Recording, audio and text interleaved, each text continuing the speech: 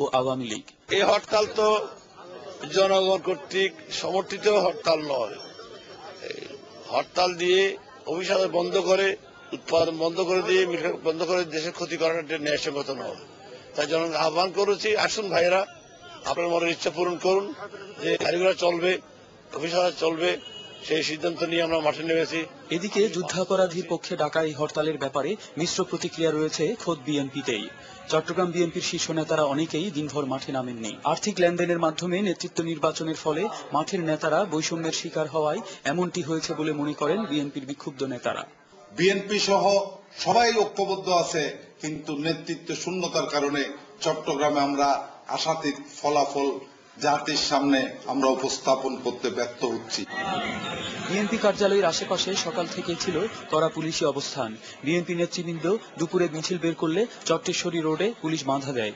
তা সত্ত্বেও চট্টগ্রামে স্বতঃস্ফূর্ত হরতাল হয়েছে বলে দাবি করেছে বিএনপি। আগামী দিন গণতন্ত্রের জন্য ভালো হবে না, রাজনীতির জন্য ভালো হবে না, এবং আমরা এটা প্রতিবাদ করছি, তীব্র প্রতিবাদ করছি।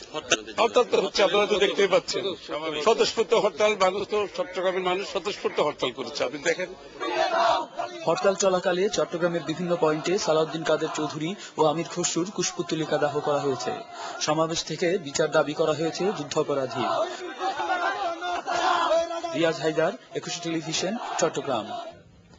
সিএনজি স্টেশন 6 ঘন্টার পরিবর্তে এখন থেকে 4 ঘন্টা বন্ধ থাকবে। বন্ধের সময় 2 ঘন্টা কমিয়ে আনায় মঙ্গলবার থেকে সিএনজি স্টেশনের লাগাতার ধর্মঘট প্রত্যাহার করা হয়েছে। বিকেলে বিদ্যুৎ, জ্বালানি ও খনিজ সম্পদ প্রতিমন্ত্রী এনামুল হকের সঙ্গে Bangladesh CNG filling station and conversion workshop owners association নেতাদের বৈঠকে এই সিদ্ধান্ত হয়। নতুন সিদ্ধান্ত অনুযায়ী সিএনজি স্টেশন বিকেল 5টা থেকে রাত 9টা পর্যন্ত বন্ধ থাকবে। রমজানে বিদ্যুৎ পরিস্থিতি ঠিক রাখতে সরকার 16 আগস্ট দেশের সব সিএনজি স্টেশন বিকেল 3টা থেকে রাত 9টা পর্যন্ত বন্ধ রাখার আদেশ জারি করে। পরে সিএনজি স্টেশন মালিকদের আন্দোলনের হুমকির মুখে নতুন সময়সূচি নির্ধারণ হল। আগামী পৌর নির্বাচনে নিজস্ব পর্যবেক্ষক নিয়োগ করবে নির্বাচন কমিশন। রোববার দুপুরে নির্বাচন কমিশন কার্যালয়ে সাংবাদিকদের সঙ্গে আলাপকালে নির্বাচন কমিশনার এম সাখাওয়াত হোসেন এ তথ্য জানান। তিনি আরও জানান, নির্বাচনে যদি কোনো সহিংসতা ঘটে তাহলে তার দায় সংশ্লিষ্ট প্রার্থীকেই নিতে হবে। নির্বাচনী আচরণবিধি লঙ্ঘন করলে কাউকে ছাড় দেওয়া হবে না বলেও জানান তিনি। প্রার্থীদের নির্বাচনী আচরণবিধি মেনে চলার অনুরোধও করেন। তিনি আরও জানান, স্থগিত হওয়া পৌরসভাগুলোতে নির্বাচনের জন্য পরে নতুন করে তারিখ নির্ধারণ করা হবে। স্টুডেন্ট ভিসার নামে 15 কোটি টাকা আত্মসাতের সঙ্গে পুলিশ কর্মকর্তা সহ ইউনাইটেড ফরেন অ্যাডমিশনের আরও 3 প্রতারকের জড়িত থাকার অভিযোগ পাওয়া গেছে। চক্রটি সমাজের নামিদামি ব্যক্তিদের নাম ভাঙিয়ে 2 বছর ধরে প্রতারণা করছে। মামলা করতে গিয়ে বরং উল্টো মামলার হুমকিতে আছেন ক্ষতিগ্রস্তরা। ফারুক হোসেনকে সঙ্গে নিয়ে মাহাতির ফারুকের 2 পর্বের ধারাবাহিকের শেষ পর্ব। ছবি তুলেছেন আসাদুজ্জামান আসাদ।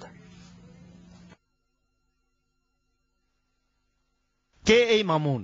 সমাজের নামিদামি মানুষের সাথে যার সখ্যতা? মন্ত্রী, আমলা, রাজনীতিবিদ, সমাজকর্মী এমন কেউ নেই যার সাথে ওঠা বসা নেই মামুনের।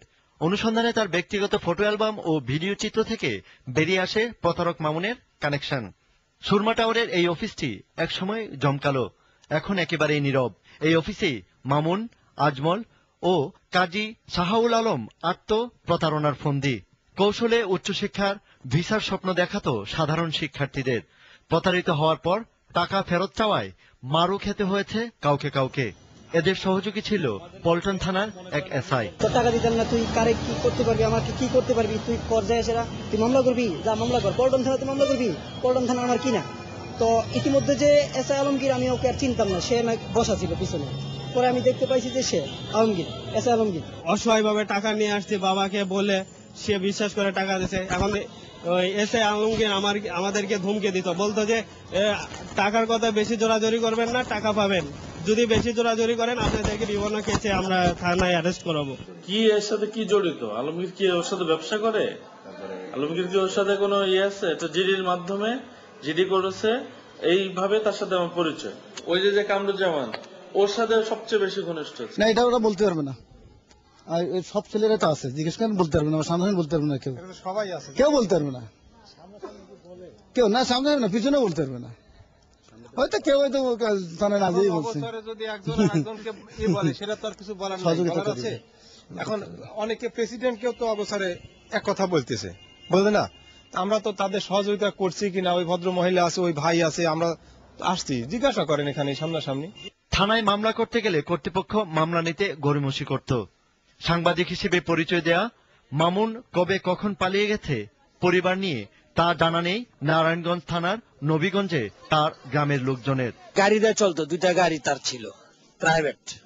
এই গাড়ির ভিতরে সংবাদপত্র একটা পিছনে লেখা থাকে। বিসরাতে আসার পরে আমরা জানতে পারলাম যে সে দেশে নাই, হয়তো বা কোথাও আত্মগোপন করে আছে। আমি শুনতাম যে এই আবার সাংবাদিক আসছিল, আসছিল এইটা নিয়ে। তেমন ডেলি গাড়ার একটু টাকা পয়সা মানুষের অনেক মানুষ আইতাছে, দেখতাছি, চলা নাকি জানি। খোঁজ নেই তার অন্য 2 সহযোগী আজমল ও কাজী শাহাউলেরও। মাহাতির ফারুকী, 21 টেলিভিশন, ঢাকা। আন্তর্জাতিক। আফগানিস্তানের সেনাবাহিনীর 2টি স্থাপনায় তালেবানদের আত্মঘাতী হামলায় নিহত হয়েছে 5 হামলাকারী সহ অন্তত 13 জন। প্রথম হামলাটি হয় রাজধানী কাবুলে। সেনাবাহিনীর একটি বাসে 2 জন আত্মঘাতী হামলা চালালে 5 জন নিহত ও 9 জন আহত হয়। পরে কুন্দুজের উত্তরাঞ্চলে সেনা নিয়োগ কেন্দ্রে 4 হামলাকারী ঢুকে গোলাগুলি শুরু করে। এতে নিহত হয় 5 আফগান সেনা, আহত 3 জন। এদিকে দেশটির দক্ষিণাঞ্চলে রাস্তার পাশে রাখা বোমায় ন্যাটো নেতৃত্বাধীন আন্তর্জাতিক বাহিনীর এক সদস্য নিহত হয়েছেন। এবার পিপলস লিজিং বাণিজ্য সংবাদ।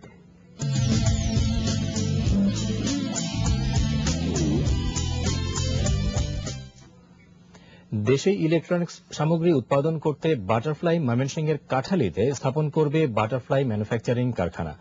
সকালে প্রতিষ্ঠানটির চেয়ারম্যান ও ব্যবস্থাপনা পরিচালক এম এ মান্নান এর ভিত্তিপ্রস্তর স্থাপন করেন। এই কারখানায় টিভি, ফ্রিজ ও এয়ার কন্ডিশনার তৈরি হবে। এই উপলক্ষে আয়োজিত অনুষ্ঠানে মার্কেটিং ও সেলস এর পরিচালক মোস্তাফিজুর রহমান সাজিদ এবং অর্থ ব্যবস্থাপনা পরিচালক সৈয়দ আসাদুজ্জামান উপস্থিত ছিলেন।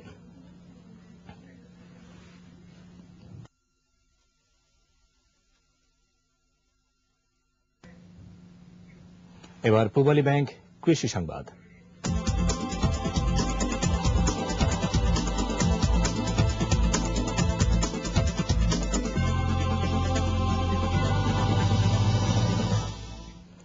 সিরাজগঞ্জের চাষিরা একই মাঠে সরিষার পাশাপাশি শুরু করেছেন মধু চাষ। সর্ষে ফুলে আকৃষ্ট হয়ে মৌমাছিরা আসে মধু সংগ্রহ করতে। এ কারণে চাষিরা মাঠের এক কোণে মৌমাছির বাক্স সাজিয়ে রাখছেন। এই মধু বিক্রি করে একজন চাষি আয় করছেন 2 লাখ টাকা। মধু চাষিদের দাবি, তাদের উৎপাদিত মধু দেশের চাহিদা মিটিয়ে বিদেশেও রপ্তানি করা সম্ভব। টেস্ট ক্রিকেটের ইতিহাসে প্রথম সেঞ্চুরির হাফ সেঞ্চুরি করলেন লিটল মাস্টার সচিন টেন্ডুলকার। আর এই সেঞ্চুরির সুবাদে সেঞ্চুরিয়ান টেস্টে ইনিংস পরাজয় এড়াতে ভারতের দরকার আর মাত্র 30 রান। হাতে আছে 2 উইকেট। ডেল স্টেইন যখন 115 নম্বর ওভারের তৃতীয় বলটি করতে আসেন তখন টেন্ডুলকারের রান 99। স্টেইনের বলটিকে লং মিড অফে আস্তে করে ঠেলে দিয়ে একটি রান তুলে নিলেন সচিন। গড়ে ফেললেন ক্রিকেট বিশ্বের অদ্বিতীয় এই ইতিহাস। নিজেও আনন্দে লাফিয়ে উঠলেন। দর্শক গ্যালারি প্রচন্ড করতালিতে অভিনন্দন জানালো তাকে। প্রোটিয়াসরাও ইতিহাসের এই মহেন্দ্রক্ষণকে বরণ করে নিল আনন্দের সাথে। আর বোলার স্টেইনও হয়ে গেলেন ইতিহাসের অংশ।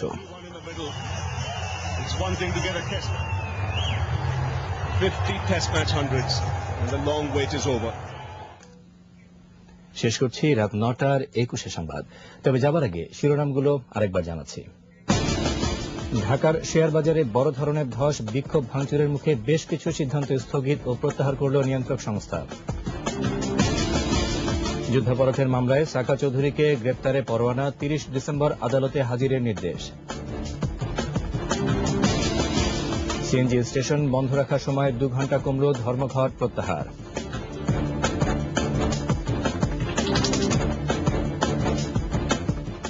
দর্শক, 21 টেলিভিশনের সর্বশেষ খবর জানতে যে কোনো মোবাইল থেকে ডায়াল করুন 2021 নম্বরে আর লগ অন করুন www.21-tv.com ওয়েবসাইটে। এতক্ষণ সঙ্গে থাকার জন্য ধন্যবাদ। পরবর্তী সংবাদ রাত 11টায় দেখার আমন্ত্রণ রইল। শুভরাত্রি।